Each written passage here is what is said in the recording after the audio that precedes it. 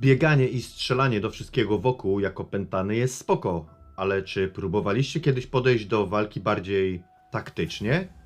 Witam na kanale Bassgram, a oto 6 gier taktycznych plus bonus na PlayStation 4.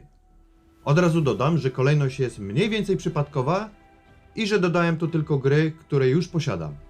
Będą też dwa tytuły, które ogrywam na Switchu, ale są one dostępne także na PS4, więc postanowiłem je tu umieścić. No to zaczynamy! XCOM 2. Zacznijmy od dość oczywistego wyboru, czyli tytułu, który chyba najbardziej kojarzy się z grami taktycznymi. Jest to również zdecydowanie najbardziej rozbudowana gra w tym zestawieniu. Zostajemy wrzuceni w sam środek świata opanowanego przez kosmitów. To nie jest już inwazja. Obcy są na Ziemi od jakiegoś czasu i dogadali się z megakorporacjami w sprawie sprawowania władzy. Ale nie wszyscy chcą się poddać takiemu stanowi rzeczy. Jako ruch oporu staramy się przeszkodzić im w działaniach i w konsekwencji pozbyć się obcych z naszej planety raz na zawsze. Każda z misji, której się podejmiemy, by tego dokonać, podzielona jest na tury, a każdy z 4 kontrolowanych przez nas żołnierzy ma określoną ilość punktów akcji do wydania na różne działania. Strzelanie, skradanie, leczenie i wiele innych. Czyli w zasadzie standard i czysta definicja gier taktycznych. Do tego dochodzi jeszcze mapa świata wypełniona różnorakimi misjami, rozbudowywanie bazy i zarządzanie całym naszym ruchem oporu oraz kilka innych elementów strategicznych i mamy grę, która wyznaczyła bardzo wysoki standard w swojej kategorii. XCOM 2 nie należy do najłatwiejszych.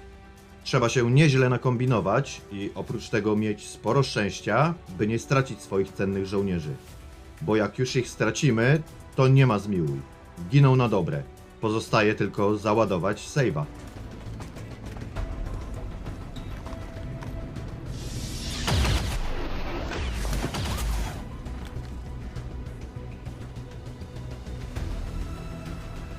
No! Central, pressure one is down. You have to get out of there. We need another exit, now!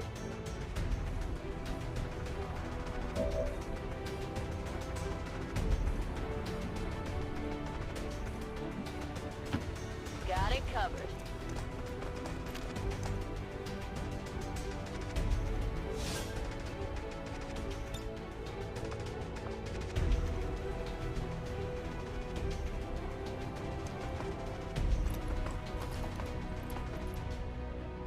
Fire in the hole. Mutant Year Zero – Road to Eden. Gra taktyczna oparta na papierowym RPG, która przenosi nas w postapokaliptyczny świat, gdzie ludzie, zdziesiątkowani przez zarazę i wojnę nuklearną, należą do mniejszości. Za to świat pełen jest mutantów.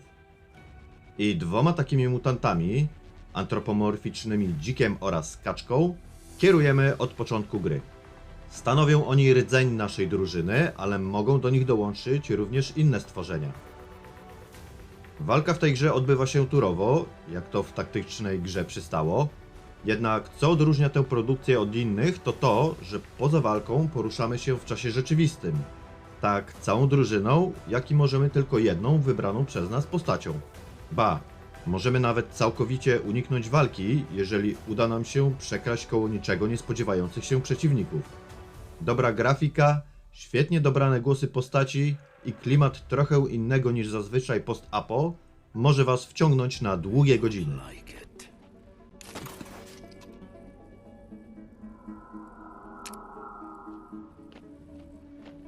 Get your asses over here.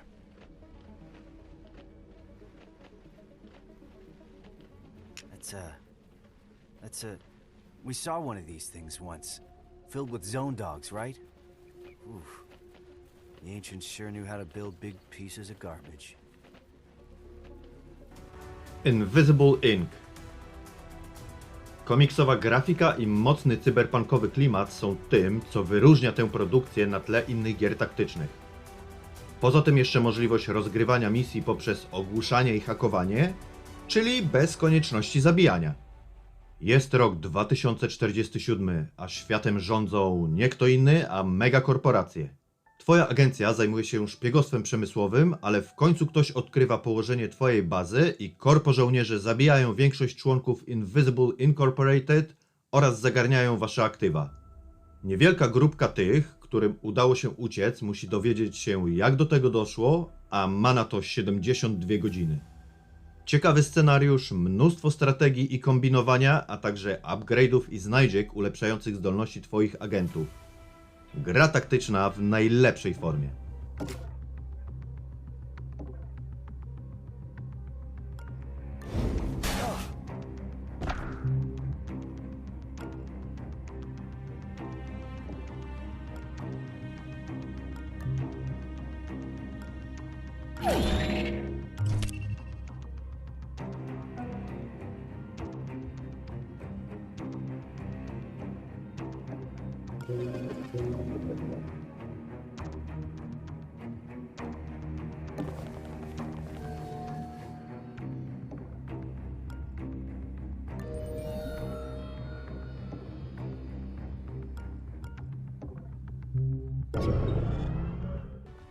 Phantom Doctrine. Tym razem przenosimy się do alternatywnej wersji roku 1983 i trafiamy w sam środek zimnej wojny.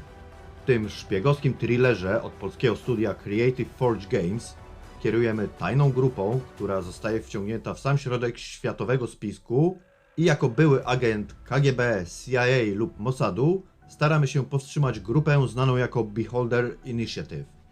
Gra czerpie dużymi garściami z filmów szpiegowskich oraz ze wszystkich mechanik znanych już nam z gier taktycznych, czyli turowa rozgrywka, strategiczna mapa świata z misjami, rozbudowywanie bazy, ulepszanie ekwipunku oraz agentów itd.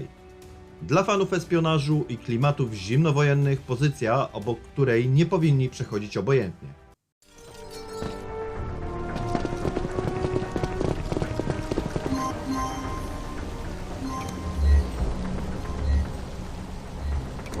Okay.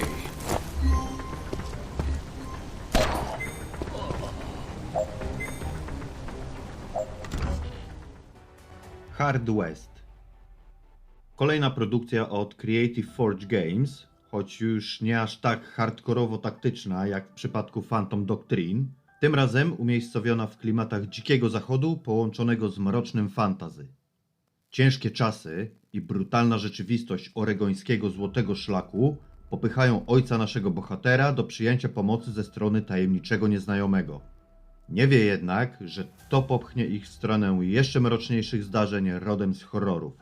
Od strony narracji Hard West bliżej do gier przygodowych niż do czysto strategicznego podejścia, ale to stanowi też o sile tego tytułu. Ciekawa, mocna historia. Polecam bardzo.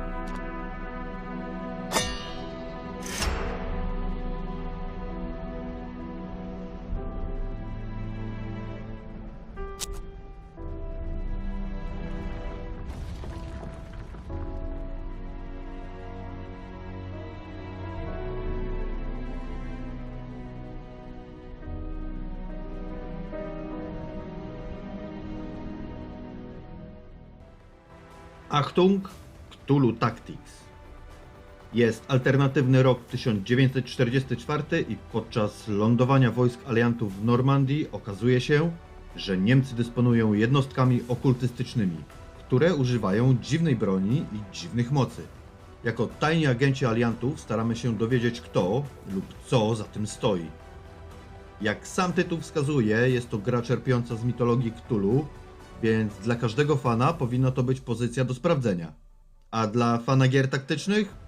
No cóż, faktycznie jest tam prawie wszystko, co w grze taktycznej być powinno. Turowa walka, wybór misji i ekwipunku, a także levelowanie postaci. Jest chowanie się za osłonami i inne elementy, ale czegoś jednak brakuje. Nie wiem, ale grając w Achtung miałem wrażenie losowości starć i widoczny brak zaangażowania w historię. Jeżeli chcecie, to ocencie sami.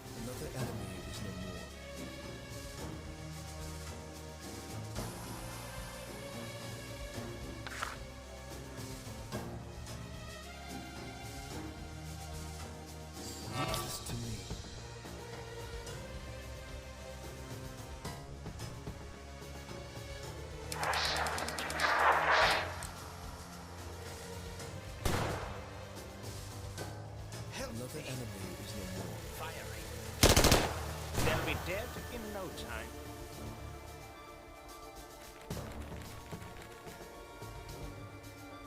Attacking. Missed. I na koniec bonus. Gra, o której nie wspomina się zbyt często, ale jest naprawdę dobrym tytułem. SteamWorld Heist. Jedyna w tym zestawieniu gra taktyczna, w której nie uświadczycie rzutu izometrycznego, ale pięknie animowany komiksowy rzut z boku.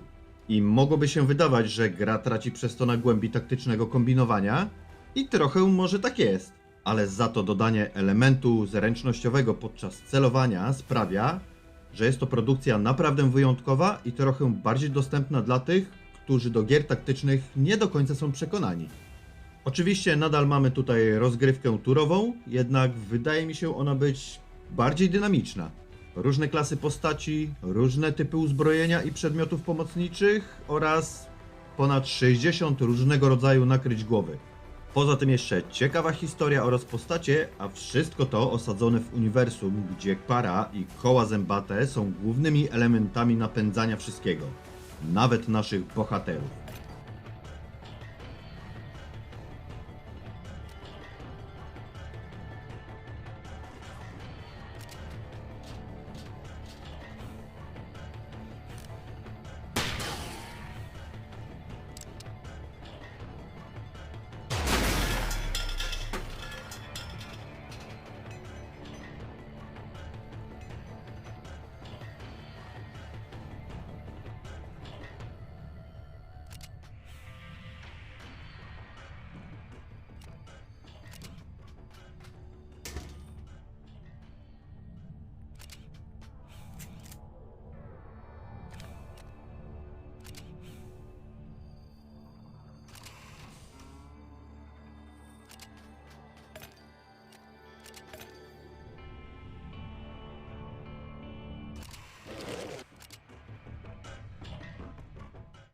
I to by było na tyle.